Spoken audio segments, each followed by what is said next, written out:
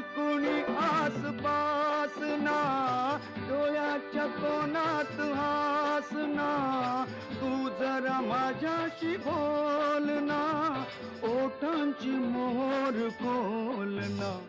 तू लगबग जाता माग वळून पाहता, वाट पावलात अडकळली. जशी मावळत्या उन्हात केवड्याच्या बनात नागिण सळसळली.